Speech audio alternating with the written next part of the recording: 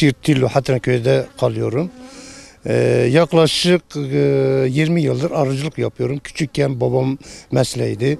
Babamdan öğrendiğimi ve şu ana kadar hala devam ediyorum. Bu sene rekoltesi çok güzel, verimi güzel oldu.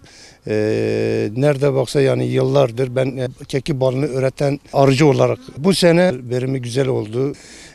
Köyümüzün %80'i arazisi kekik cahter bitkisine örtülüdür. Kekik bitkisi iki çeşittir. Bir pembesi var 10 Haziran'da açılır. Beyazı 5 Temmuz'da açılır. Arılar çiçeğinden bal yapar. Sayılmayacak kadar şifası var.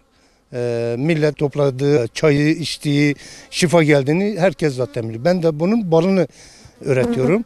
Ve bu sene bir Allah'ıma bin şükür olsun. Yani bu seneki verimi, rekoltesi güzel oldu. Hasadımızı almaya başladık.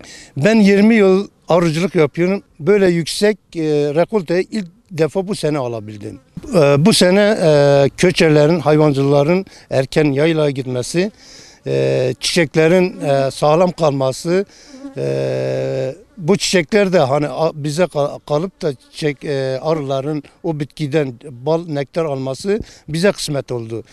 Siirt Tillo Hatıran sürekli bunu diyorum ve elimde geldiği kadar yaymaya da çalışıyoruz.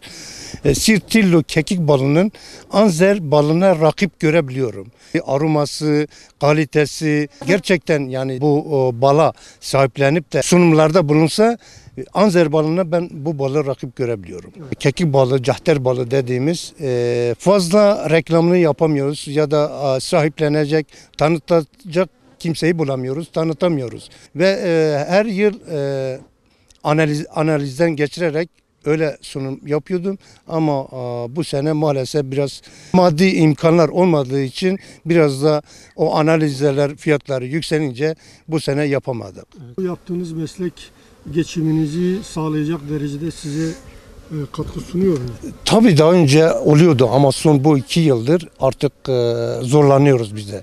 Mesela şu anda bir kovan bulamıyoruz. Bir kovanın Hatay ve Adana'da imalatı olması şu anda 500'den 700'e kadar fiyatı çıkmış. Tabii ki zorlanıyoruz orada. Bir çıta 1,5 aldığımız şu anda 5 TL'dir. Maliyetler çok yüksek. Seneye arılarımı çoğalsam yani zorlanırım, bulamam. Tabii ki şu anda ben satmışım. Yani şu anda sözmem kalmamış. Bir kara kovanlarım az kalmış. Fiyatlar sözme 200 TL'den, kara kovan 300 TL'den satıyorum.